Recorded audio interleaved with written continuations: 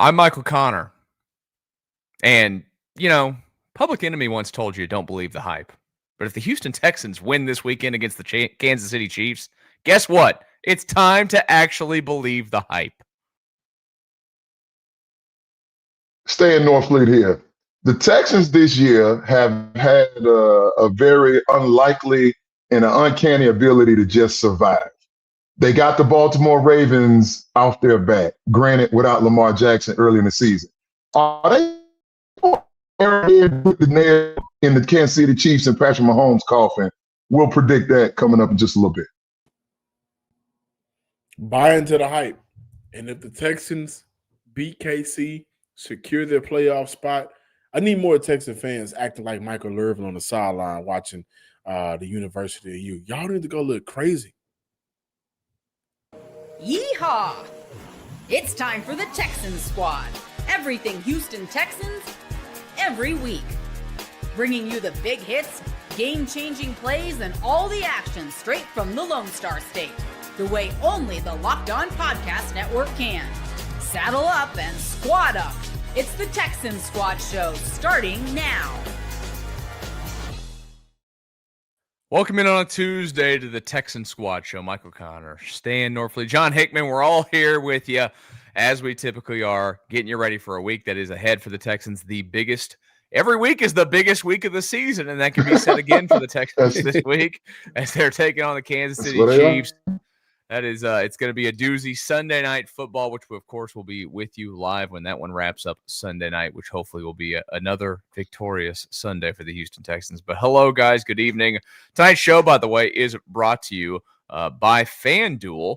If you want to be right, I should say, in the middle of the action this season, visit FanDuel.com and place your NFL live bets all season long. All right, guys, we've got a couple of days now like we typically do. We're not going to get super deep into it because we do have some roster stuff to get through tonight, and I do want to take a deeper look into what this weekend means for not only the Texans but the AFC as a whole and the Kansas City Chiefs possibly. John, you kind of mentioned it, maybe securing the Texans playoff spot, you feel like, if they really do get this I got them win. winning. Yeah, I would too. I got them winning. I can't bet against them right now. Right now, you can't. We're going to give our predictions for sure later on. But a couple of days since the Colts game, how you guys feel about it? Is it more, happy with the performance, a little bit of luck involved? What's the takeaway after a couple of days of sitting on it, John? Thought the offensive line played well in terms of being able to pass protect. Just look at some Titus Howard zeros across the board. 0 sacks, 0 quarterback hits, 0 hurries, 0 pressures, no penalty for Titus Howard. Then I'm also looking at the job that Ariante Ursary he did in the third and fourth quarter. 0 sacks allowed, 1 pressure allowed. So that's the second half altogether. I thought that for Stroud, it felt like it maybe early on he was a little bit shocked, like, wow, I do got time back here. But when he had the time to throw the ball, we saw Stroud make some great throws. There was a sideline catch off of play action. Obviously, a couple of Nico Collins throws. So for a team that has preached they wanted to start up front all year and, be physical, I don't think that they're there quite yet in terms of being able to run the ball effectively and efficiently, consistently. But in terms of being able to protect their franchise quarterback, or any quarterback for that matter, those guys have been having some good time back there in the pocket to make decisions. So that's probably one of my biggest takeaways right now, just the job that the offensive line has done, not only against the Colts, my leftovers, but during this 4-game win stretch altogether. Yeah, I appreciate those observations, John, and I share your sentiment there. Offensive line, with Trent Brown solidifying that right tackle spot, this has been the best that offensive line has looked and the most consistently this offensive line has played. And in this lineup right now, the continuity gives this team the best chance to win. So I appreciate that observation by you. CJ Stroud admitted he was clearly rusty, but still, if you can come off not playing the game in 3 weeks and come out there on the road in what is now the Stroud House, where he's undefeated through his first 3 years in the league versus a division opponent. Did you see that clip real quick where he was asked by Pat McAfee? He doesn't. He Great wouldn't touch that. He wouldn't touch that with a 10-foot pole, man. He's like, no, Great thank clip. you. And listen, and God bless Pat. Pat is doing the 4-letter network thing, and he's trying to create some conversation. And C's just like, look, man, that's my dude. We're good. You caught one frame of one picture of one moment, and it did had some conversation with that. But we all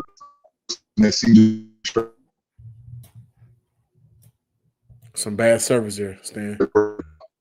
Yep, Stan's okay. Am I back now? There you go. Maybe. So we're not. Tell you what. Well, you might need to reset there, Stan. Just maybe, because we didn't catch a single word of what you just said. We'll give Stan a second. Maybe he'll reset, John. What you referring to? What he was? I guess you guys were referring to there was the offensive line playing as well as it did. I can't recall myself, and I didn't get deep back into it either. And we don't have to. Sorry, I thought he was back. I can't recall looking back and seeing so many highlights where I watched some highlights of the game and seeing guys just absolutely throwing guys to the ground.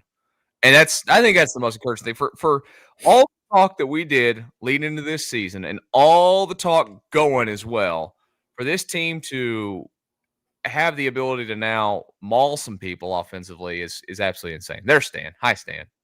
No, you're absolutely right. I think it would take for us to go back and watch each and every game, but in this last, few stretch of games, I'm wondering how many pancake blocks have Houston, the offensive line, had compared to early in the year. I know Ed Ingram had a sweep. Ed Ingram destroyed. Mean pop. 53. Like, wow. Yeah. Houston needs to have more of that. But, yeah, and we can look at the offseason. We can debate till we're blue in the breath and look at where the mistakes were made. But I think we all can agree Coach Popovich has done his job. And he's done his job. No. Whoa. Go ahead, John. He's done his job revitalizing Ed Ingram, because Ed Ingram wasn't the greatest coming into this year compared to his first couple of years in the season. He's also had to deal with trying to figure out who the best left guard is. He had to deal with, a rookie going from right to left, and then getting, now he's a staple over at the left side. This offensive line has performed way better than they did last year when they had Pro Bowler Laremy Tunsil. So now I think we're just seeing more of what he is looking for and what he's asking for from his offensive lineman over the course of the last couple of games, and it's paying off for Houston. I appreciate your patience through my technical issues. I don't know what's going on. John, me and you get into it over like two things, and that offensive line is always going to be one of those two. I understand your point. The overall line appears to be playing better. When you look at the penalties seem to be down. I haven't counted and done the homework, but the penalties seem to be down. You get that from Laremy. I repeat, Ariante Arcery in 2025 is not playing left tackle better than Laremy Tunsil did in 2024. So left tackle for left tackle, they're still worse. Now, the rest of the dudes, let's take Titus Howard out of it, and God bless his heart. He never knows where he's going to line up week to week. He just shows up at the facility, and he's like, bro, where y'all need me this week, coach? And they slide him in wherever he needs to go. But there are a couple reasons why I can't let Cole Popovich, the assistant offensive line coach last year, the head offensive line coach this year, is because this team still is having trouble in down and distances where they know they have to get short yardage situations where it is simply mano-a-mano, right? When you got to do the Cade Stover tush push, you got to try it 4 times, and 2 times it works, and the other 2 times it doesn't. And we're trying to do that, going for it on 4th down, and D'Amico's like, I'm gonna run the same play again because we're supposed to be physical. And this team is 31st in red zone touchdown offense in the National Football League, just ahead of the New Orleans Saints right now. So that this is now back-to-back years where that red zone don't look good. Now, that's not all on the offensive line. That can certainly be attributed to the quarterback being a little bit hazy, not being polished in his footwork and his mechanics. CJ was clearly rusty. I think Nick Caley has struggled at times, though I think we're seeing the best of Nick Caley recently. But overall, philosophically, I struggle. I went back and looked at what I did, the series I did go back and take a look at. The clock usage and the play calling at the end of that first half is inexcusable. D'Amico, we got to be better than that. Even at the end of the game, it's got to be better than that. They continue to give opponents opportunities to hang around. When you start playing playoff football and you start getting these more experienced quarterbacks, you start going outside on the road in a win-or-go-home type of scenario, those are the type of habits that can bite you in the butt. And then, of course, that defense continues to do what they do.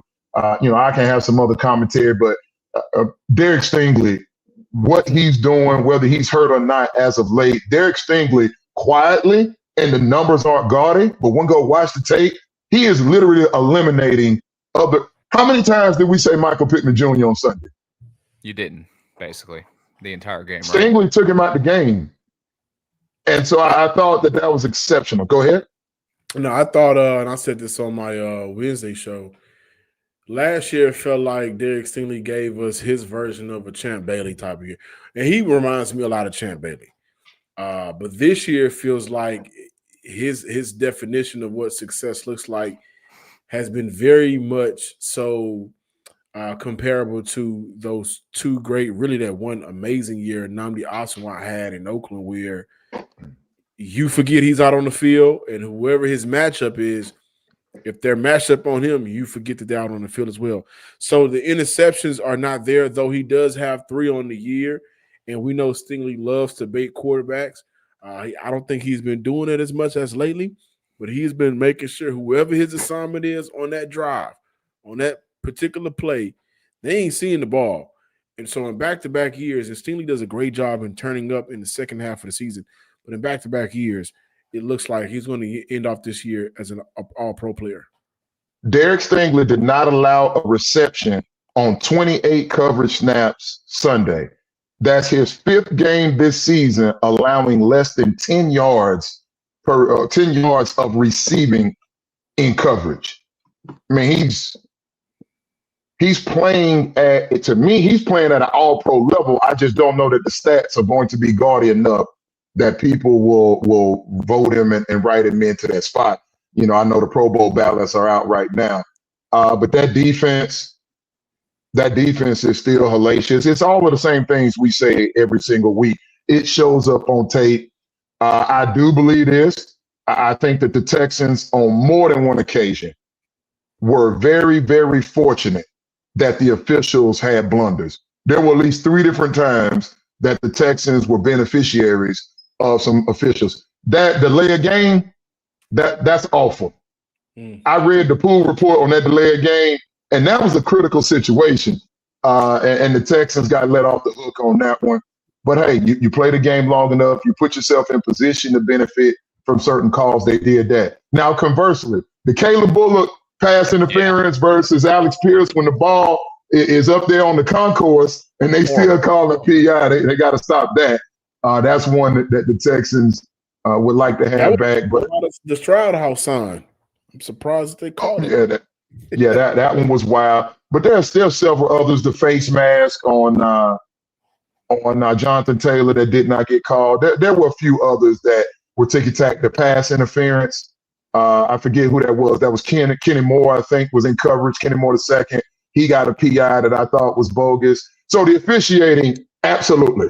And so interesting. We get ready to talk about Kansas City, and here we are talking about the officiating the game leading in to Kansas City. And I heard it somewhere this week. The Colts fans sound like Texans fans normally do in terms of the officials and the excuses, and they're out to get us and all of that. But those are the things that stuck out to me. Oh, one other thing, if I could. I know we're up against it. John, you're going to like this. Woody Marks. Woody Marks has an ugly ankle twist, goes to the locker room, Comes back. And when it was time to put the women and children to bed, D'Amico's confidence in that rookie told Nick Chubb, you hold tight. I'm going to let the rookie with a busted ankle go out there and bring us home on that final drive, which could have given the ball back to the Colts with a minute and some change left and an opportunity to perhaps put the game-winning drive together. So Woody Marks, even being nicked up, a lot of guts from you, kid. That's how you earn your way and you earn the respect in this league. Hats off to Woody Marks. It's happened quickly. He's the most trusted and best back on this team. Sorry to Nick. Whoa, I got some numbers on the side of the break. I got numbers. That's what is happening right now for the Houston Texans. When we come back, I do want to give one more thought about something that irked me. I talked about it a little bit on Sunday and throughout the week, but I just want to kind of finish my thoughts on that from something I saw in the game. All right, we'll finish our thoughts on that. We're going to talk about a little bit of the roster movement that's going on as well. And then, of course, get ready for that Kansas City game. We got a lot to get to in the next 45 minutes right here on the Locked On Texan Squad show. Before we get there, though, NFL Sundays move fast. One big play, suddenly everything feels different. That's what makes live betting with FanDuel so exciting. You're not just watching the game, you're reaching to it in real time. With FanDuel, you can place bets as the action unfolds. Every drive, every momentum swing, every highlight moment.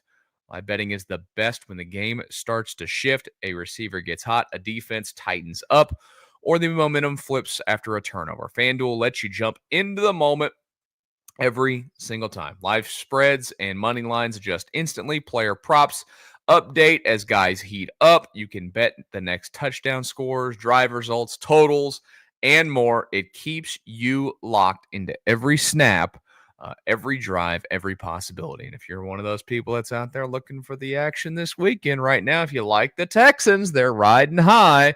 FanDuel's got the Chiefs at 3.5 in terms of the favorite. So just barely getting that home field advantage. There are the Chiefs this weekend. Going to be interesting to see if the Texans can cover the spread. And that would typically mean you'd think a win there, of course, or they lose by 3, but might as well go with win. So if you want to be right in on the action this season, visit FanDuel.com and place your NFL bets all season long. FanDuel, the game moves fast, and so can you. Squad show rolls on. Michael Connor, John Hickman, Stan Norfleet with you here. We're breaking down this week's game against the Kansas City Chiefs. But before we get there and some of the roster stuff that's going on, guys, John, you wanted to get something off your chest real quick. And then Stan's got the numbers for us. 3 points in the first quarter, 3 points in the third quarter. These games are extremely close. We ask ourselves why. Why do we consistently see the defense out there needing to make a play at the end of the game to win the ball game? And that's because it comes down to how Houston starts the first half and how they start the second half. They got to find a way to be more consistent in those quarters. And also I'm looking at in that third quarter, the third and fourth down decision to roll with Case over tush push on that drive. CJ hit a 24-yard pass and a 14-yard pass. After he hit that 14-yard pass, he didn't see the ball again. I would love for Kaylee to continue to let the quarterback be hot, continue to allow him to operate in some type of rhythm.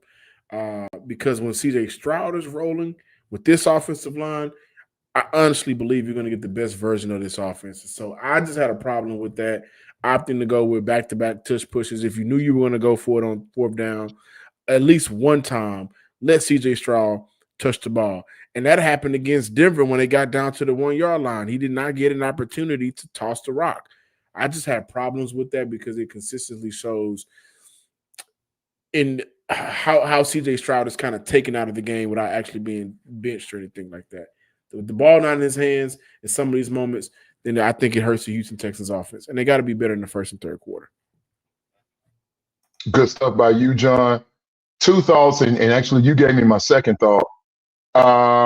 Higgins, Jaden Higgins, coming along nicely. He's developing. I think we all can agree. Who? Jaden Higgins. Say his name. One more time? Hold on. I need you all to hear me clearly. You are developing he's nowhere near where y'all thought he would be.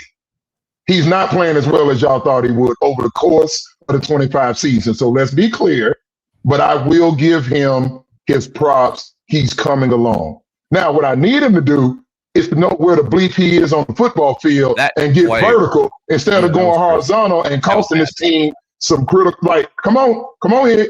No, stay locked in. But you're a young guy. But even D'Amico said at this point, he does not consider these guys rookies anymore at this juncture in the season. We're going into week 14 for Pete's sake. Week 13, I'm gonna need you to know where you're at on the field, son. I'm gonna need you to know where the pylons are. Let's go vertical and get a first down and keep this thing moving. But I will give you credit. He's performing slightly ahead of Xavier Hutchinson from a numbers dynamic thus far through the season. With that being said, I just want to come back to the conversation we had, Woody Marks versus Nick Chubb. Nick Chubb has 8 starts on the year. Woody Marks has 4. Woody Marks has like 20 more carries, but only has 17 more yards. Nick Chubb is averaging 4.1 yards per carry. Woody Marks 3.6. Nick Chubb 3 rushing touchdowns. Woody Marks 2 rushing touchdowns. Now we can clearly see Woody Marks' usage rate has risen over the last month. Mm-hmm. I don't know that he's still, and I want y'all to hear me clearly. We'll see if the numbers bear out, but in a limited sample size, he's not getting the amount of carries that he was to start the season. Nick Chubb has still been relatively productive when given those opportunities. And I'm like, if you're going to keep Woody in the game, then as we agreed on Sunday, then throw him the ball more than one time. Woody's got 18 catches, I think, or 18 receptions, something like that. Yeah, Woody's got 18 receptions through 12 games. That's not enough. So if you're going to put him out there. Look at the last 5. It's even more disappointing. Yeah, like if you're going to put him out there, then use his dual threat ability. So those are my 2. I think I'm done on that. Yeah, and I think that we could all probably agree the Texans' running game is average at best at this point. Agreed. It's just very average. That's something that I'm going to be very interested to see how they attack in the offseason if they're looking for. You'd imagine there's some kind of upgrade to go along with Woody Marks, or the corpse of Joe Mixon if he's still around. I doubt he will be. Who knows? We ain't seen Joe. We did enough Joe Mixon. Where's Joe Mixon talk? Hey, one roster move today. Laken Tomlinson released or waived, I should say. Obviously, not a big fan of losing his starting job. You guys mentioned it earlier. Titus Howard slid over there to the left side now. Trent Brown over there on the right has done at the right tackle position has done a good job. What did you guys think of that move? And it's another situation where look, if the Texans are done with a player, they seem to move on quickly. Well, I mean, you could clearly see that Laken Tomlinson the last month. I mean, at one point you had Jared Patterson over there. Then they went and got some dude. I still don't know who that guy was. Sal. I still don't know where that dude came from. He got to start at left guard. I'm like, what the bleep is going on? So, okay. They're not going to miss Laken Tomlinson. When they signed him in free agency, I was screaming to start the year that this collection of offensive line pieces, these were guys they pulled off the scrap heap from other teams. But, with that being said, you have to look at Nick Caserio, and I have to ask the question. Nick, Cam Robinson, one of your prize free agent acquisitions this offseason, you released him. C.J. Gardner-Johnson. Traded him, right? They traded him, didn't they? Did they trade him or release Cam? I thought they released Cam. I think they maybe they did trade him. And got they got a pick back or something. I don't know. You're probably right. Okay. Cam Robinson off your roster. C.J. Gardner-Johnson, you got in the Mechie trade off your roster. I'm sorry, you got not the Mechie trade. You got him in the Kenyon Green trade. So Kenyon Green off your roster. Cam Robinson off your roster. Laken Tomlinson off your roster. Christian Kirk has been marginally productive John at Mechie best. has 2 touchdowns on the year. Mechie, I still see him getting the end zone over there. He's on his 3rd team this year. Who's he with?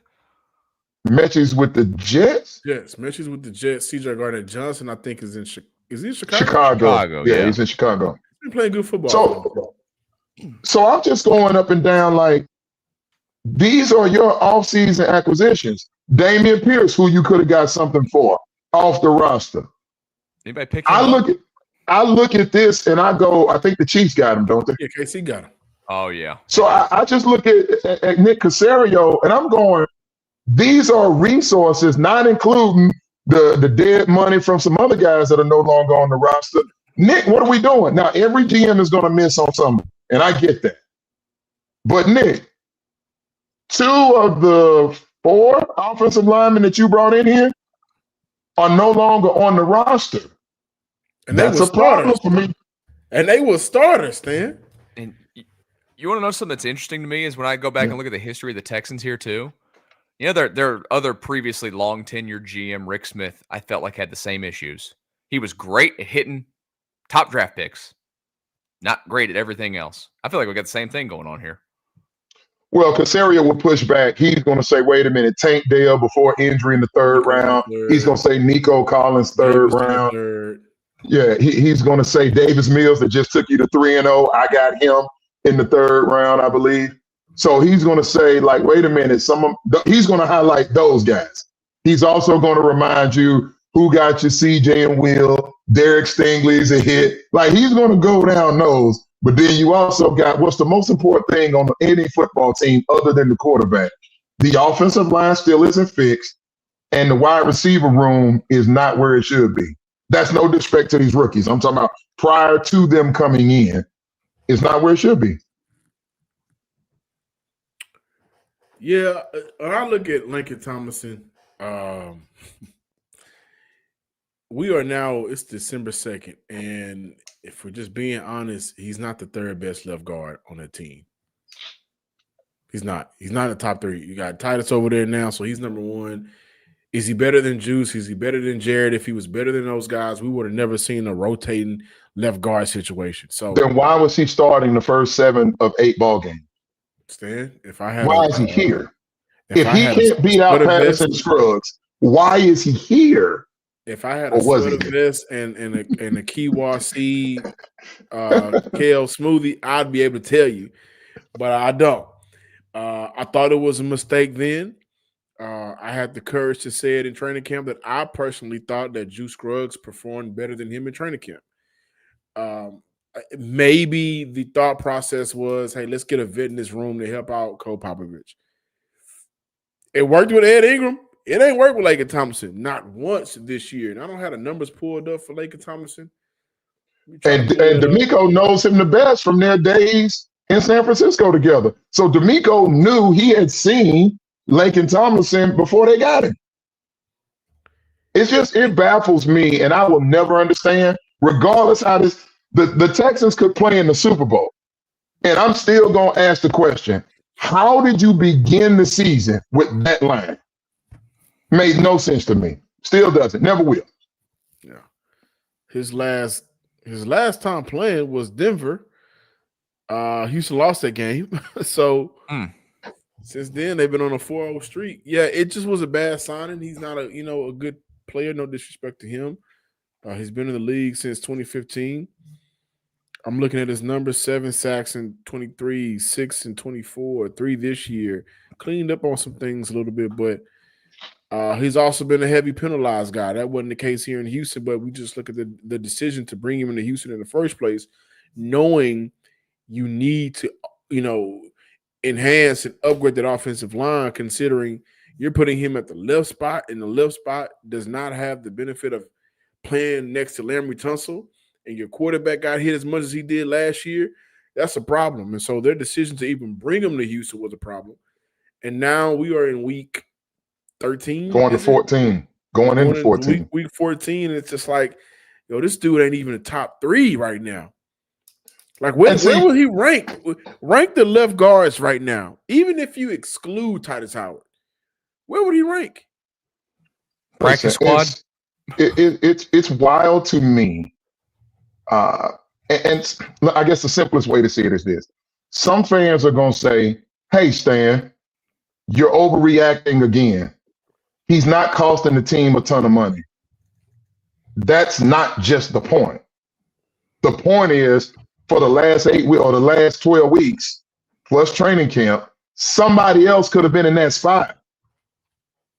You understand what I'm saying to you? This thing becomes a war of attrition. They could have tried somebody else there, somebody on somebody else's roster when Caserio and D'Amico were going back and forth with Laken Thomas's agent. Somewhere they're going, hey, man, I guess we'll just go with Laken. How could that be your plan? So don't get me started. And if you really want to get down into it, and I know you tried, but if this was the result of it, and the Texans are still in position to meet all of their goals, does this not make you think they should have moved up and given up more capital to go get Tyler Booker instead of letting them go to Dallas, which would have solved your guard problem? Oh, playing excellent football in Dallas. Hey, so if there's one thing you give the Cowboys, they know how to evaluate offensive linemen. So I just want the people to understand, and I see you guys over in the comment section. Texas Tangents, I see Arthur over there. Mitchell Perry, 4737. I see you guys. Don't just look at the money. There was a body that kept another body from being in there. And so anyway, I look at this and I go, Caserio. And then we get this other news. Go ahead, MC. What's going on? We got another roster spot we got to fill, apparently. We'll get to that after this quick message right here on the Locked On Texans Squad Show. The holiday season, well, it's officially here, which means gift hunting season is also on. That's a very stressful time. And if you want something meaningful, personal, and guaranteed to get a reaction, Aura Frames is a gift that delivers every time. It's not just something you wrap. It's a way to share memories, because Aura isn't your average picture frame. You can preload that frame with photos before gifting it. So when they plug it in, the memories are already there. No apps to figure out, no setup headaches, just instant smiles. Grandparents, parents, newlyweds, anyone that loves photos is going to absolutely love this gift. Gave one of these to my dad a couple years ago. They absolutely love it. Add a personalized message right inside the frame so the gift feels thoughtful the moment it's open. For a limited time, save on the perfect gift by visiting auraframes.com to get $35 off Aura's best-selling Carver matte frames, named #1 by Wirecutter, by using promo code LOCKEDON at checkout. That's auraframes.com, promo code LOCKEDON.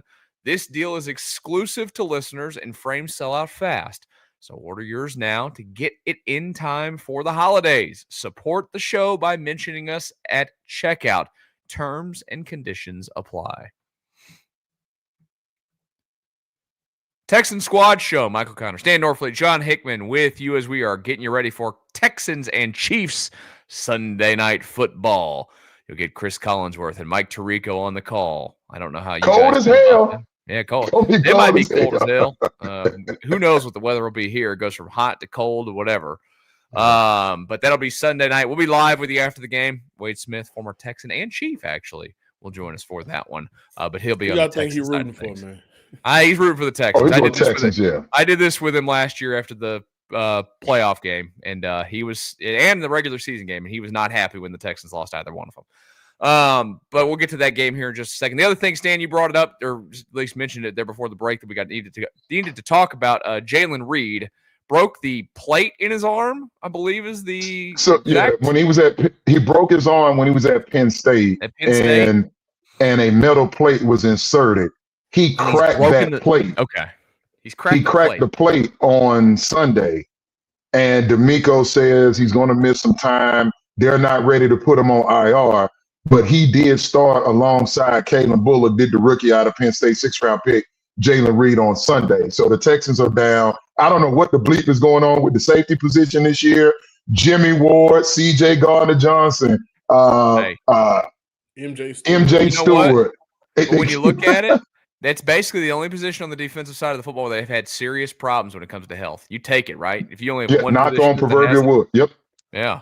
But you're right. I mean, it has to be a concern now for the Texans. I mean, this is another guy down. And D'Amico was saying what? He's not prepared right now to go outside of the organization, so they're going to try and fix this from within.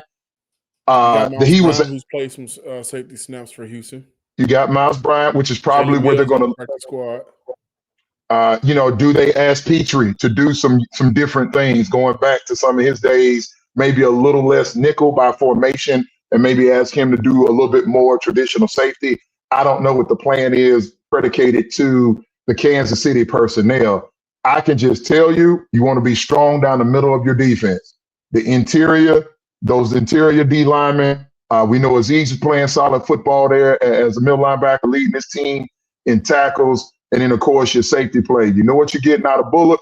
I'm not super concerned with Caleb Bullock. He's an ascending and budding superstar.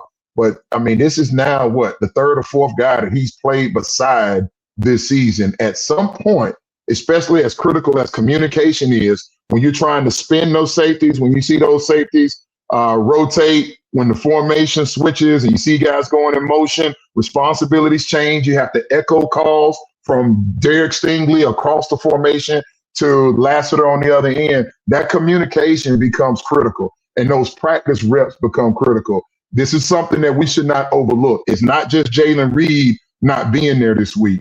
This is who goes in there and what is the comfortability there.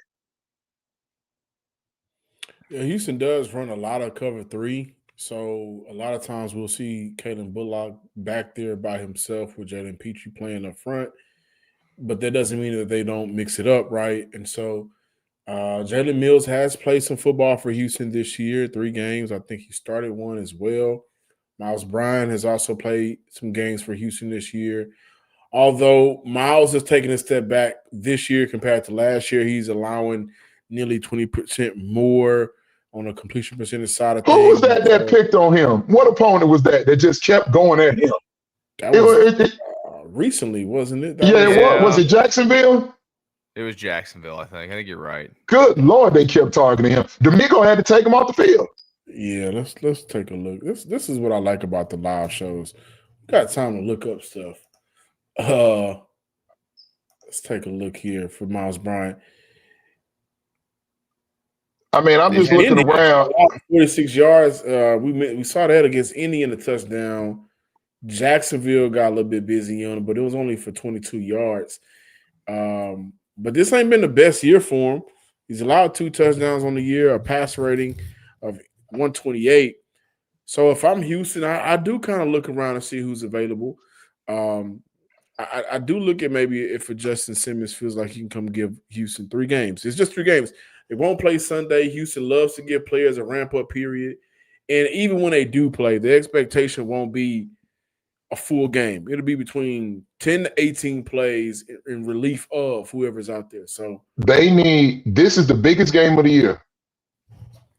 It's the biggest game of the year, and it's just something out there that will be ready for Sunday. I don't think there's a player on the street that come off the street right now and help them on Sunday. I don't think the guys are in that type of shape. It's one thing to get on the treadmill and go do the cone drills, and when you put that helmet and shoulder pads on, and you got to get used to game speed. Y'all know how I feel about those aliens on Sunday and Monday. Mm-hmm. You can't just that's what separates pro football from everything else. You can you can get out the SUV, the luxury SUV, and go in there and get you 10, 12 minutes in the NFL. You can't come out the SUV and go out there on Sunday. Not when you haven't done that type of activity all year. So I get it. The Honey Badger was on with Kay Adams on her program and mentioned that it was 2 teams he would play for. What did he say? Kansas City and Houston? I think he said he loves how the Houston defense is playing, as do I. And that's really what this is about. Whoever's back there in the second half, in the back half, I should say, this Houston defensive front is so ferocious and vicious, it should make life easier. But we know Patrick Mahomes has shown he can be rather fleet of foot. He can be slippery when need be. He's a tough SOB as well. So this is not an easy out when you're going up against a guy. But this front 4 gives as much of an opportunity as any team in the league of being able to mitigate Patty Mahomes, even without some healthy bodies in the secondary. I'm glad you mentioned that. If we see Pat Mahomes tiptoe that sideline, and we watched I know I did. I watched the Patriots last night. I saw it last night. If we see Jalen Petrie coming down, crashing to look for the hit, are we going to be okay with the hit that he delivers? Because that was a legal hit on Jackson Dart. It was a legal hit. That's a legal hit. The dirty comments, but I'm sick and tired of some of these quarterbacks specifically Patrick Mahomes, tiptoeing the lines in and out of bounds, right? So I just want to throw that out there. Pat, how this defense is playing, it may be smart for you to just go ahead and step out of bounds and live for another play. You know, I can admit it here as a Red Raider and lover of what Patrick Mahomes has done for that program. I cannot stand him as a pro quarterback, man. And I can't do it. Y'all are hating. That's flat out hate. He is a whiny baby. He complains. Every year Patrick Mahomes has started in this league. Every year they've made it to the conference title game. That's absurd. I like Pat Mahomes. I like Pat Mahomes. I just can't stand watching him play sometimes. In the last couple of years, he has been looking to the refs a lot. Now, some people may say I have no reason to say that because of my background, but I know what ref complaining looks like. When Michael Jordan pushed off to hit the game 6 shot, everybody said Mike earns those type of opportunities. Patrick Mahomes has earned the opportunity to get some calls. I don't have a problem with it. Okay, nobody's so with that being said, has this defense earned the right to get some calls? No. Well, guess what? They got some on Sunday. No, they have not earned the right. If he tiptoes that off that sideline and they come pop him, if it's legal, if they throw the flag stand, what you gonna say? No, hear me.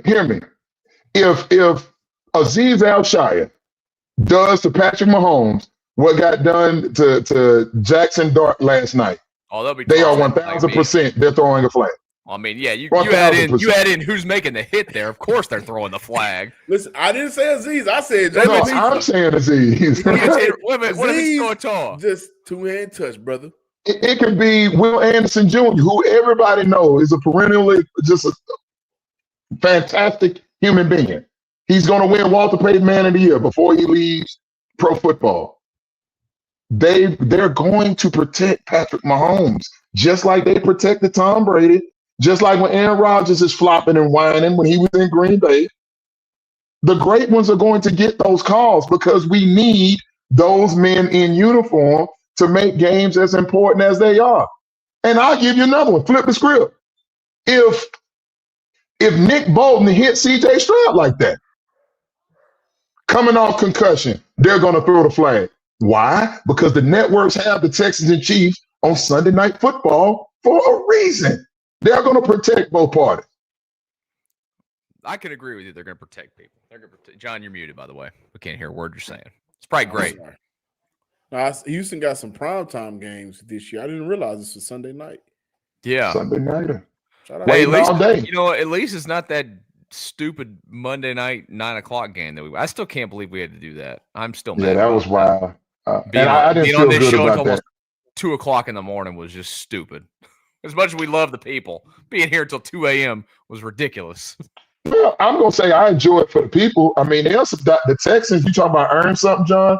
The Texans over the last 3 seasons have earned some legitimate diehard fans.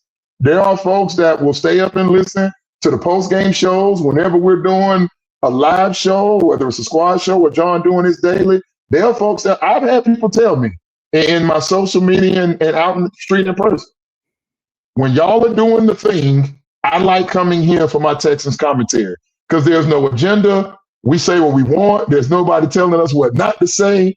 And we're blessed and fortunate the opportunity to be able to do that. So y'all know I get called a hater every week. I'll tell you in the next 17 minutes, we got to tell the people who we picking. I don't know if I'm picking, well, I do know if I'm picking the Texans yet or not. Who was that? Raging Cajun. What's Stan mad about today? That's funny. What you mad about, Stan? Right now, nothing. We're just pontificating. We're just going down the news of the day, previewing the matchups. Oh, can we come back to this Jalen Reed not playing at safety this year? Oh, excuse me, this week? What happened last year? The last time the Texans were in a postseason playoff game, who destroyed them from the Kansas City Chiefs? It was a man in the middle. Travis Kelce. Travis Kelce. That was what I was literally going to ask you what scares you most, and that was my answer. Travis Kelce in the middle of the field. Now that Kalen Butter, and I'm glad you said that, Hickman. D'Amico does like to run a lot of cover 3, going back to his days as a D coordinator in San Francisco. So, yeah, you got the deep middle of the field occupied, but that's not what Kelce is anymore.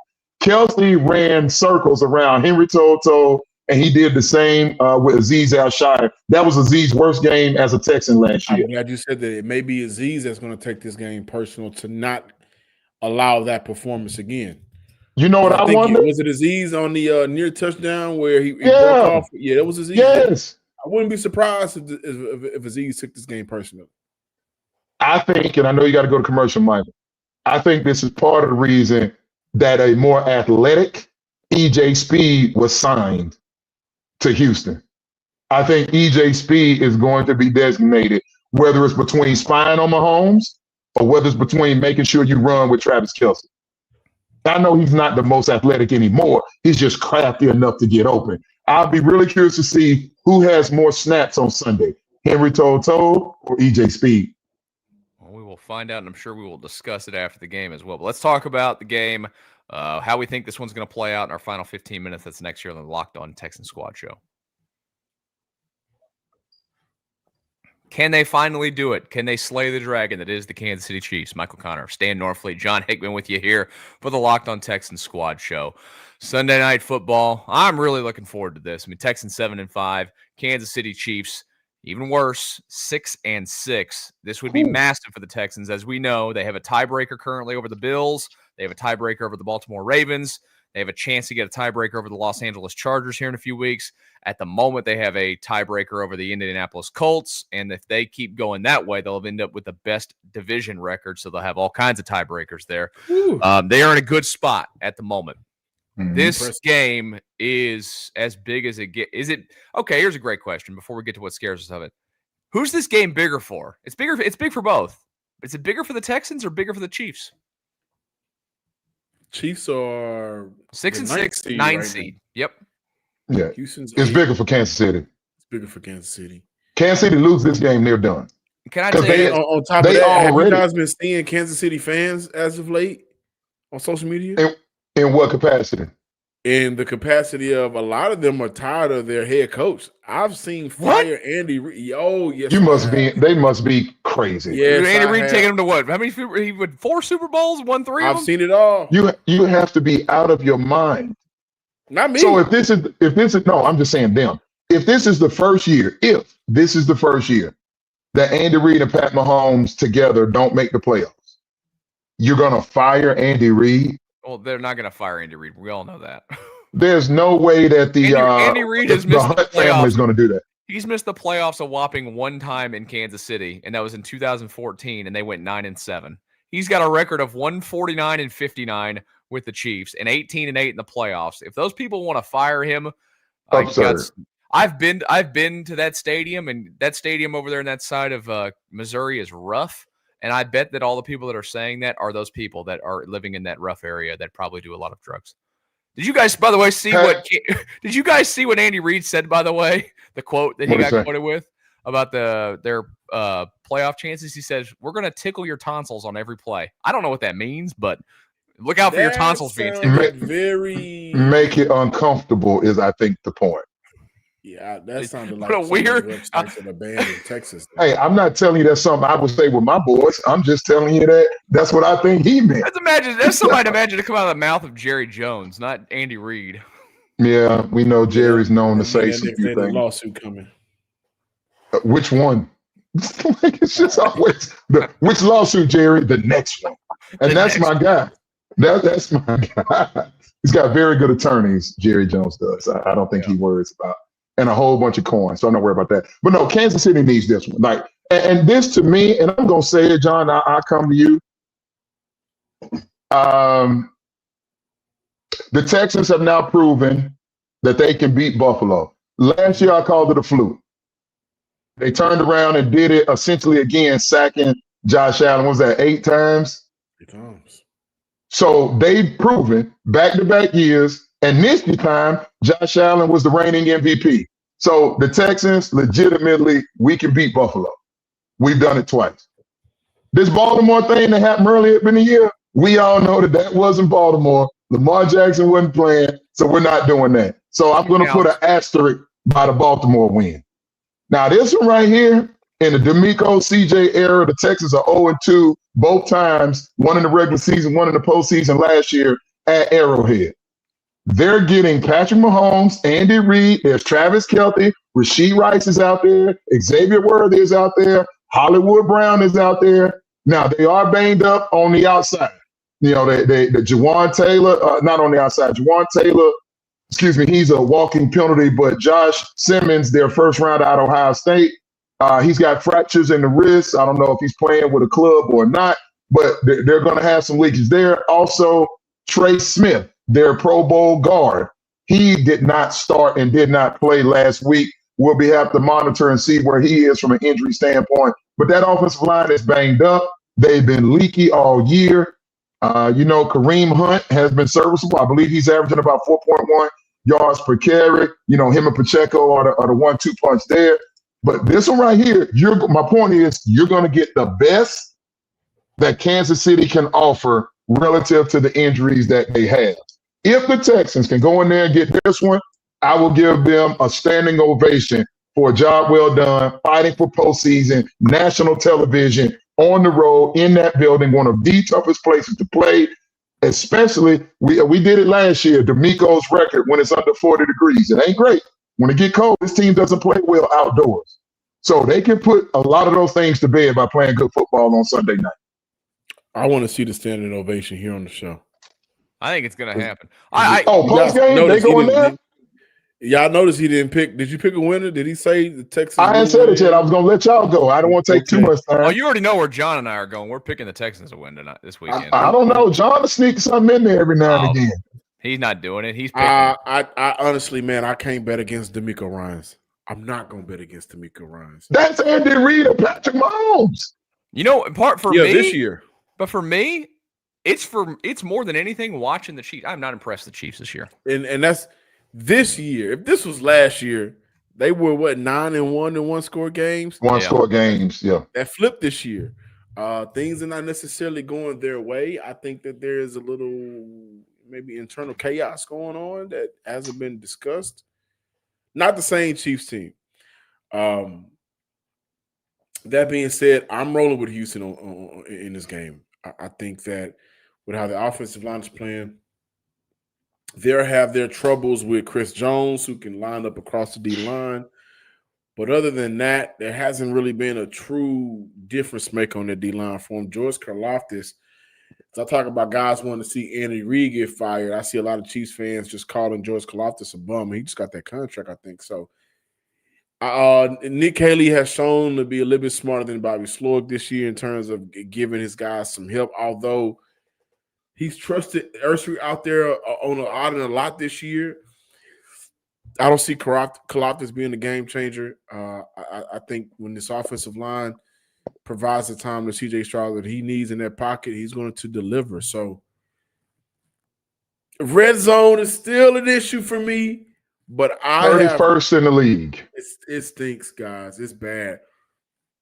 But I just are you beating Patrick Mahomes consistently with field goals?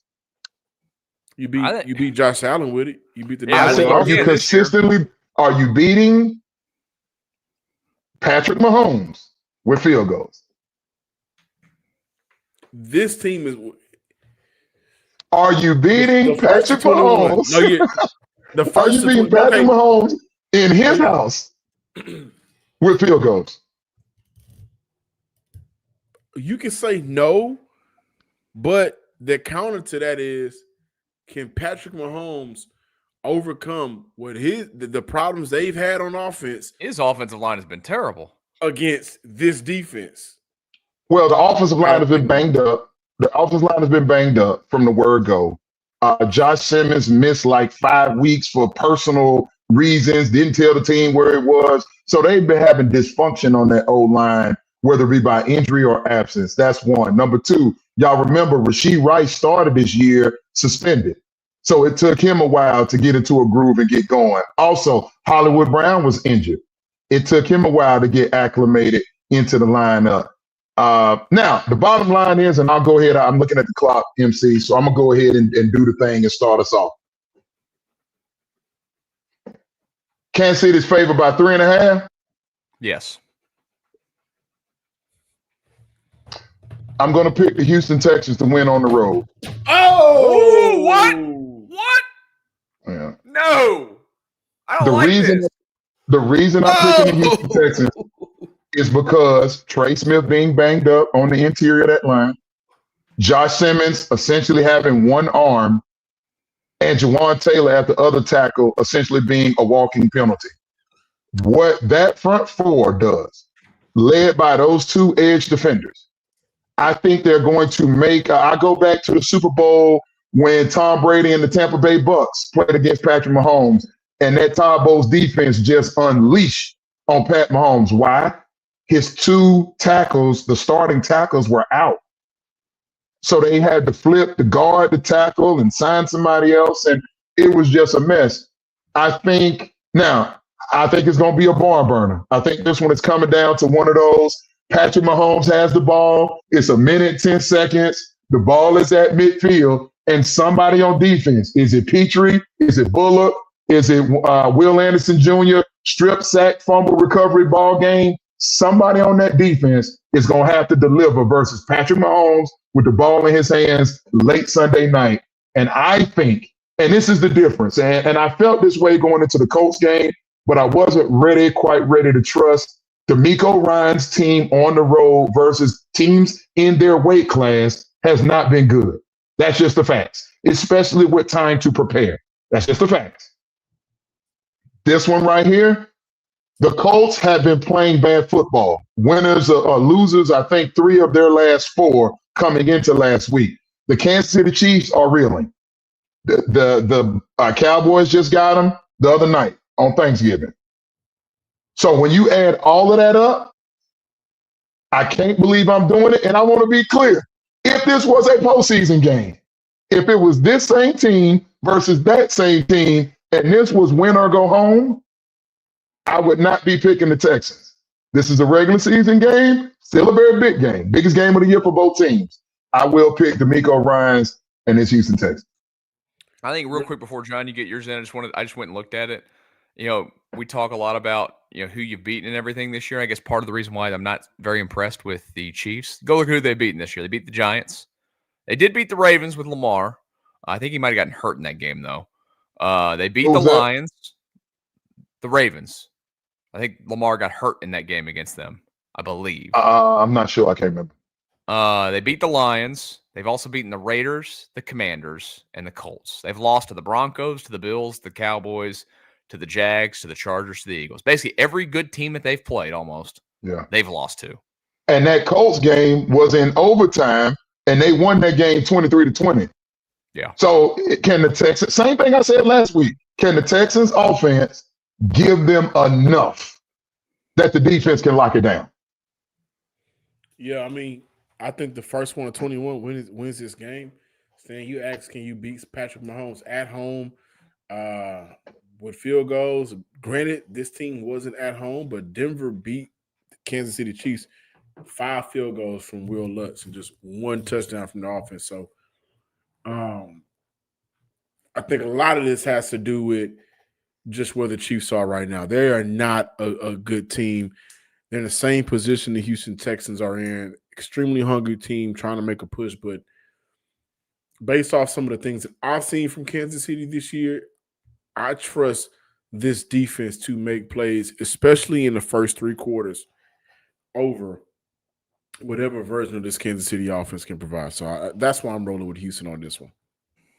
I'm around with both you, actually. I cannot believe that we're all 3 going to agree to it. It's been a while. What was the last time we – It's been a while. Tennessee? Probably, yeah, Tennessee. Exactly. Anytime they played Tennessee this year. Jacksonville? I don't know about that one. I think Jacksonville at NRG? I think I picked them to lose that one. I was on that roll. I picked them to win. I picked them to lose that one. I picked them to lose. But I'm picking them to win this week. JJ Sugar, 22-44 down there. Go ahead, MC, because you may be going there anyway. I'll come back. No, I was just going to say, I mean, like, I think John brings up a good point, is that this team is hungry right now. I think this team is believing. And, you know, that's a silly little thing that we love to go to in sports. But you guys know that when you're in the locker room, when you're in any kind of team, when you got that right momentum, spirit, that right mindset in going in your direction, things seem to snowball sometimes. And, you know, if there's one thing we always talk about with this team, you know, getting over the hump of this or getting over the hump of that, they've done very well against Buffalo in the last couple of years. They've had their issues with Baltimore, obviously, and they've not been able to take down this Kansas City team. But if there's one team that they have consistently played well between Baltimore and Kansas City, it has been Kansas City. They've been very close, and they've played tight games with them. And I just think this is set up for the first time that they're actually just going to go out there and get over the hump in this one. Go ahead, Stan.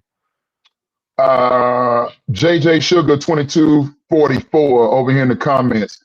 JJ is not normally a fan of mine, but he brings up a good point. So suppose the Texans win this game Sunday night. That means they will have been winners 8 of the last 9. They will have all of the tiebreakers that MC highlighted just a few moments ago. They would likely slide up to at least the 7th seed, depending on these other games, right? Because the Colts and the Jags play on Sunday afternoon. So when the Texans go out there Sunday night, they will know if they can take the division lead by beating Kansas City or not. I believe that's the scenario. I could be wrong. But here's the point. They could get up if Buffalo were to lose to Cincinnati. They could at least be in the wild card spot. So if Jacksonville loses to Indy, Buffalo loses, and the Texans win, does that catapult the Texans into the 7th spot or the division lead? I know we got all week to work out the scenarios. I think it's division. I think it would be division lead right there because the Texans are 4-1 of the division. So it might be that. But yeah, we'll figure it out.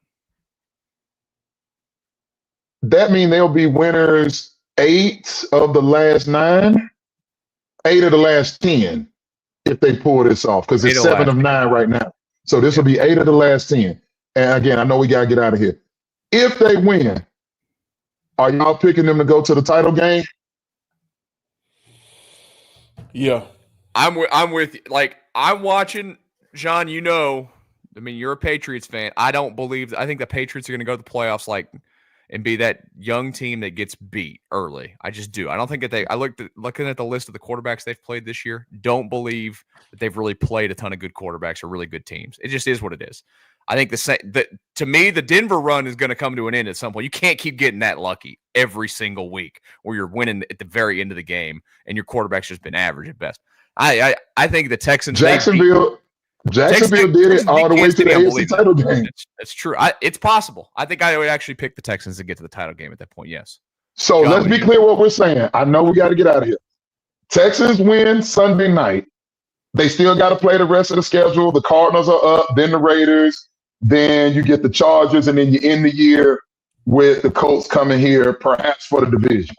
Yeah. We're saying that the expectation goes back to Texans should be in the title game if they win on Sunday. That will make for some interesting fodder on the Texas Squad show. That's it. That's all I got. Not saying anything else. Is that going to be the case for you, John, real quick before we say goodbye? No, if they win Sunday, I'm all in for an AFC Championship game that features my New England Patriots versus the team that I cover here in Houston. And I may come on this show with a custom jersey. One side, Drake made the other side, Will Anderson or something like that. I don't know. But I think I'm going to remove you from the stage that night like this. You're supposed to be Nelly? Who the hell do you think he is? This is going to yank you off. What are you doing? You're gone. See ya. I may have to rep them, y'all. Somebody asked me that. Who was that? My other number one fan over there. I lied. I said I wasn't going to say nothing else. Eric Ashton asked me over there. He's a huge fan of mine. Would I pick the Texans to make the AFC title game if they win on Sunday? The answer to that is no. I do not believe the Texans can make the AFC championship game unless they win the division and have a home playoff game. That wild card round has got to be at home. I don't think they can win. I don't trust this team in the playoffs on the road because we've never seen them do it. That's true. We have never seen them do it. We have never seen them go to Kansas City in this era and win either. So hopefully we'll be talking about that Sunday night. We will be live when the game wraps up. Make sure that you come back to this channel for the live show. You can always watch it later on by hitting the subscribe button and then, watch it in the morning or whatever. And of course, you can get it anywhere that you get your podcast. Between now and then, make sure that you're listening to John with the Daily Show as well. For Stan and John, we appreciate you guys spending time with us on a Tuesday night on the Locked On Texans Squad Show.